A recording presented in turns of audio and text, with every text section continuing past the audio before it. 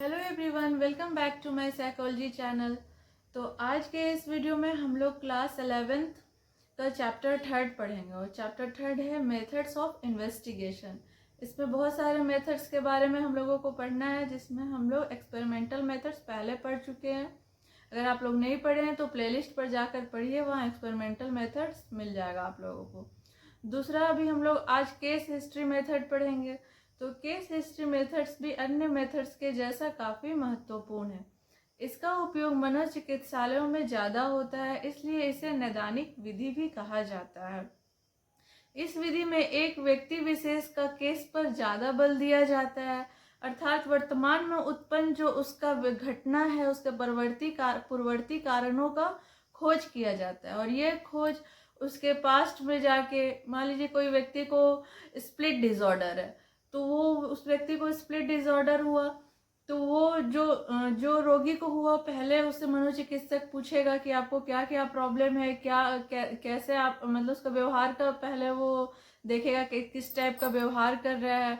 फिर उससे भी और कुछ क्वेश्चंस पूछेगा, लेकिन फिर वो उसका एक केस हिस्ट्री तैयार करेगा। ये केस हिस्ट्री तैयार करने के लिए वो उसके घर जाएगा, उसके स्कूल जाएगा, उसके फ्रेंड से मिलेगा, उसके रिलेटिव से मिलेगा, वहाँ से जहाँ उसके कॉलेज से भी, कॉलेज और जहाँ जहाँ वो जाती थी, अगर वो मैरिड है तो उसके ससुराल से, उसके फिर मैके से, सब जगह से वो इन्फॉर्मेशन को कलेक्ट करेगा कि उसके साथ कैसा कैसा घटना हुआ है और क्या उसके साथ ऐसा घटित हुआ है जिससे उसका ऐसा व्यवहार हो रहा है। फिर वो सारे जो डेटा आएगा उसको वो एनालिसिस करेगा और उस बेसिस पे वो कंक्लूजन निकालेगा कि इसको ये रोग इस कारण से हुआ था। जैसे किसी को स्प्लिट डिसऑर्डर हुआ है तो वो दो तरह का बाइपोलर चरित्र निभा रहा है, कभी दूसरा अच्छा बन जा रहा है, कभी वो बुरा बन जा रहा है, कभी दूसरे का चरित्र उस पर हावी हो जा रहा है। तो वो दूसरे का चरित्र उस पर क्यों हावी हो रहा है, इसका पता वो जो कलेक्टेड इंफॉर्मेशन लाया है उससे वो निकालने का कोशिश करेगी। उसके साथ ऐसा क्या घटना हुआ था कि उस पर ये स्प्लिट डिसऑर्डर जो है वो हावी हो गया, उसको बाइपोलर डिजीज हो गया। तो ये सब जो वो इंफॉर्मेशन कलेक्ट करके लाया है उसके बेसिस पर उसको वो पता चल जाएगा। तो इसी के बारे में भी हम लोग डिटेल में पढ़ेंगे। तो चलिए इसके बारे में हम लोग पढ़ाई करते हैं। तो मनोविज्ञान की विधियों में केस स्टडी मेथड का भी बहुत महत्वपूर्ण स्थान है। इस विधि का उपयोग अधिकतर मानसिक चिकित्सा केंद्रों में किया जाता है, इसलिए इसे नैदानिक विधि भी कहते हैं। इस विधि में एक व्यक्ति विशेष केस का गहराई से अध्ययन करने पर बल दिया जाता है और किसी व्यवहार घटना के उत्पन्न होने के पश्चात उक्त व्यवहार घटना को प्रभावित करने वाले कारणों का व्यक्ति के जीवन इतिहास द्वारा पता लगाया जाता है। अर्थात वर्तमान में उत्पन्न व्यवहार घटना के पूर्ववर्ती कारणों का खोज किया जाता है, जैसे बाल अपराध, अपराधी व्यवहार, समाज विरोधी व्यवहार आदि व्यवहार घटनाओं को जो आश्रित परिवर्त है के पूर्ववर्ती कारणों यानी स्वतंत्र परिवर्त का पता लगाने हेतु व्यक्ति केस हिस्ट्री मेथड का उपयोग करता है।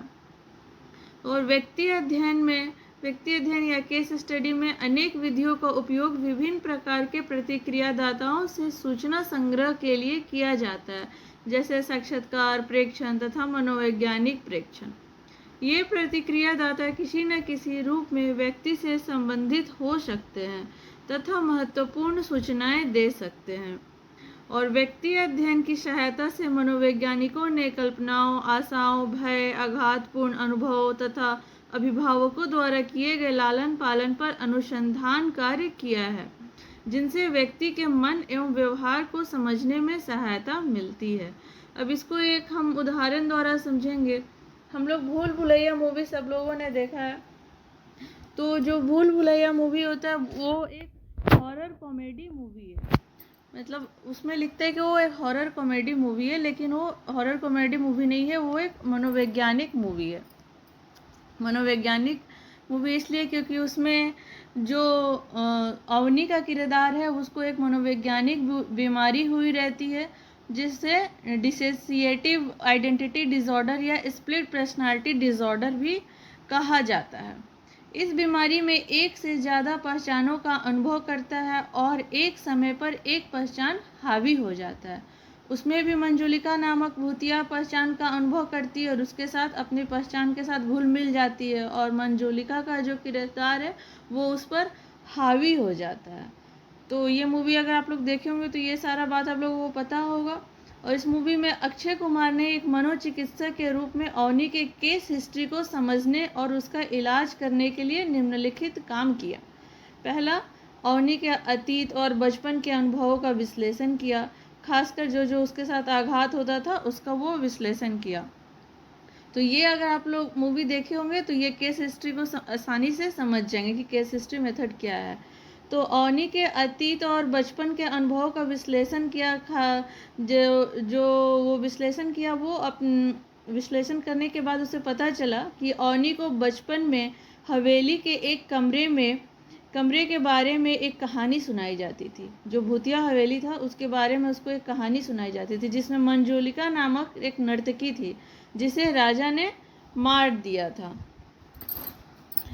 तो अवनी क्या की, तो अवनी ने मंजुलिका के साथ सहानुभूति महसूस की और खुद को मंजुलिका के रूप में देखना शुरू कर दिया, जिससे उसके व्यवहार में इतना बदलाव आया। तो उसने अपने पति को राजा के रूप में देखने लगा और पति को नुकसान पहुंचाने की कोशिश करने लगा। अब केस हिस्ट्री समझने के लिए अक्षय कुमार जो था मनोचिकित्सक, वो अवनी से बात करके उसकी स्थिति के बारे में जानने की कोशिश करता है और वे उसके लक्षणों और भावनाओं और विचारों के बारे में लगातार पूछते रहता है। अक्षय अवनी के व्यवहार का विश्लेषण करते हैं ताकि यह समझ सके कि वह किस तरह की बीमारी से ग्रसित है, और वो इसके साथ साथ अवनी के परिवार, दोस्तों के साथ मिलकर उसकी बीमारी के बारे में अधिक जानने की कोशिश करते हैं। वे उनसे अवनी के अतीत और उसके व्यवहार के बारे में पूछते हैं। तो उससे क्या होता है कि वो सारा जाता है अवनी के गांव, और जो जहां अवनी रहती वहां दोस्त परिवार सबसे वो इन्फॉर्मेशन कलेक्ट करके लाता है कि आखिर अवनी को बचपन में क्या हुआ था, किस तरह का घटना हुआ था कि जो इतना वो अपने पति जो राजा है उससे वो नफरत करती है और अपने पति में वो राजा को देखती है। तो अवनी को फिर वहाँ जाके विश्लेषण करने पे यही पता चला कि बचपन में वो हवेली का कहानी सुनती थी जिसमें मंजुलिका एक नर्तकी थी जिसको राजा ने मार दिया था, और वो मंजुलिका पे सिंपैथी करने लगी कि राजा बदमाश है, और राजा के रूप में अपने हस्बैंड को देखने लगी, और फिर वो अपने हस्बैंड को भी दुश्मन हो गई। तो जब वो जो मनोचिकित्सक था वो अवनी से बात किया, उसके परिवार में जाके उसका केस हिस्ट्री लिया, उसके स्कूल गया, उसके कॉलेज गया, वहाँ से जाके सारा इन्फॉर्मेशन लिया, और फिर वो विश्लेषण किया कि अवनी किस तरह की बीमारी से ग्रसित है।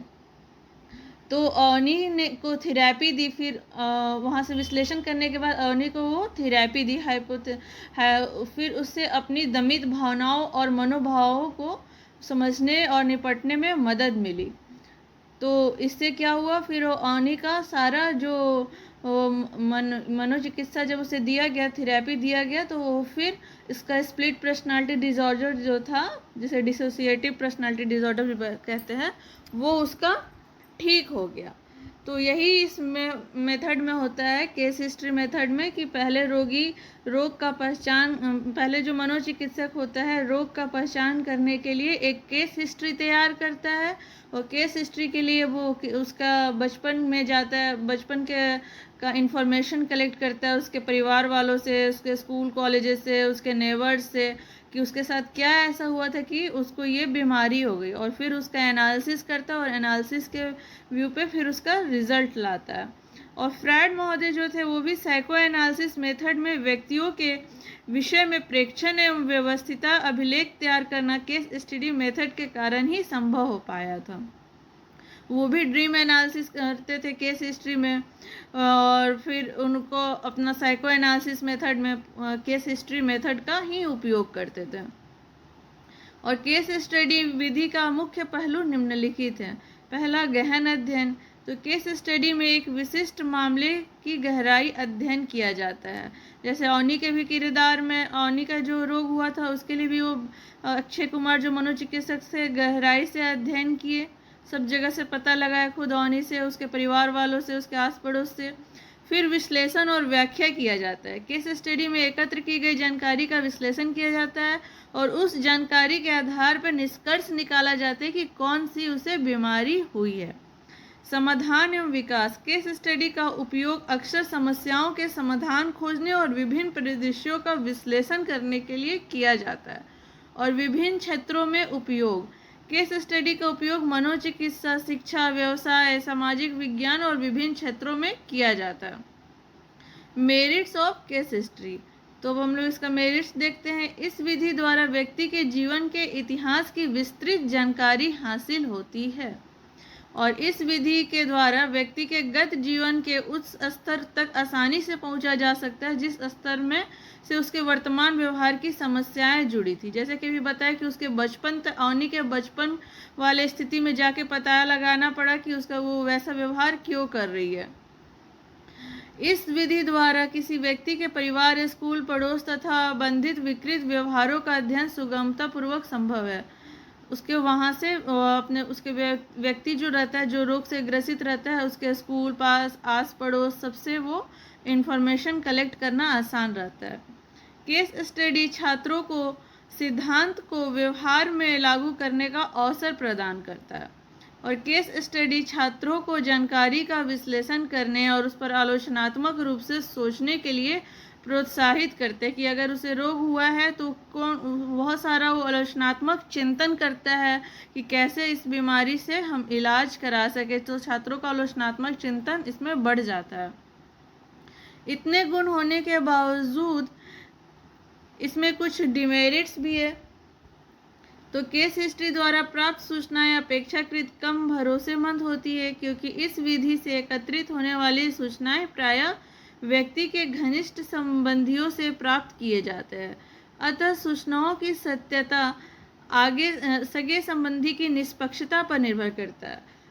और अगर कोई मनोचिकित्सक गया, उसके परिवार और सगे संबंधी से जाकर इन्फॉर्मेशन लिया, अगर सगे संबंधी और परिवार वाले अगर बात को, सच्चाई को सामने नहीं लाए, कुछ हेर फेर कर दिए, तो सारा इन्फॉर्मेशन ही गलत हो जाएगा, तो रोग का इलाज नहीं हो पाएगा। तो ये इसका क्या हुआ, एक दोष हुआ। तो जीवन की दूसरा दोष है इसमें, जीवन की ऐतिहासिक घटनाओं का वर्णन स्मृति पर आधारित होता है। वो गया मनोचिकित्सक गया इन्फॉर्मेशन लेने, तो वो उसके पास्ट का कोई भी अगर व्यक्ति वर्णन करेगा, किसी जो पेशेंट रहेगा, वो इतना तो याद नहीं रहेगा, वो अपने मेमोरी के पावर पे मेमोरी ट्रेस करेगा, मेमोरी के आधार पे ही बताएगा। अगर वो उसका मेमोरी थोड़ा कमज़ोर हुआ तो जो रिजल्ट आएगा वो वैलिड नहीं आएगा। तीसरा, किसी व्यक्ति के जीवन के इतिहास आलेखों की व्याख्या में विशेषज्ञों की राय एक जैसी नहीं होती है। फलस्वरूप निर्णयात्मक ढंग से किसी निश्चित निष्कर्ष पर पहुंचने में कठिनाई होती है। चौथा, चूँकि व्यक्ति के जीवन का गत इतिहास क्रमबद्ध नहीं होता है, इसलिए कभी कभी महत्वपूर्ण तथ्य गौण हो जाता है और गौण तथ्य महत्वपूर्ण हो जाता है। जिस व्यक्ति का केस हिस्ट्री अगर तैयार हो रहा है तो उसका इन्फॉर्मेशन लेने के लिए उसका घर, स्कूल, आस पड़ोस लिया, लेकिन वो अगर स्कूल दूसरे जगह से किया है, कॉलेज दूसरे जगह से किया है, कोई अलग शहर से, फिर वो अपना जो मैरिड लाइफ वो कहीं अलग शहर में कर रहा है, तो उसको बीमारी किसी अलग शहर में हुआ है, तो इतना ज़्यादा वो जो मनोचिकित्सक है, अगर उसका कोई भी एक क्रम टूटा तो उसका रिजल्ट ही वैलिड नहीं आएगा। जीवन का जो गत इतिहास क्रमबद्ध नहीं हुआ तो वो क्या हुआ, उसका रिजल्ट वैलिड नहीं आएगा। जो महत्वपूर्ण तथ्य है वो गौण हो जाएगा, सेकेंडरी हो जाएगा, और जो सेकेंडरी है इन्फॉर्मेशन वो प्राइमरी हो जाएगा। इससे व्यक्ति के वर्तमान व्यवहार घटना का किसी पूर्ववर्ती कारण से संबंधित करने में त्रुटि की संभावना प्रबल होती है। पांचवा दोष ये है कि जीवन इतिहास से प्राप्त सूचनाएं विविध स्वरूप की होती है, अतः सभी सूचनाओं को निश्चित क्रम में सुव्यवस्थित करना एक दुरापूर्ण कठिन काम है। अतः इस विधि का उपयोग करने में सावधानी या धैर्य बरतने की जरूरत होती है। तो ये था केस स्टडी मेथड। इसको एक बार और हम लोग शॉर्ट में समझेंगे कि केस स्टडी मेथड एक गहन अध्ययन है जिसमें किसी व्यक्ति, समूह या घटना का विस्तृत विश्लेषण किया जाता है और यह विश्लेषण उसके केस को समझने के लिए, इंफॉर्मेशन तैयार करने के लिए लोग उसके पास्ट में जाते हैं, घर आस पड़ोस स्कूल सब जगह से जाकर इंफॉर्मेशन कलेक्ट करते हैं और ताकि पता कर पाते कि उसको किस तरह के रोग से ग्रसित है और फिर उसका उपचार करते हैं। यह विधि मनोविज्ञान, चिकित्सा, शिक्षा और अन्य क्षेत्रों में उपयोग की जाती है ताकि व्यवहार के पैटर्न, कारण और विशिष्ट परिस्थितियों का पता लगाया जा सके। तो ये था केस स्टडी मेथड। ये काफ़ी इम्पॉर्टेंट मेथड है, एग्जाम के व्यू से ये जरूर पूछता है, तो आप लोग इसे पढ़िए और समझिए।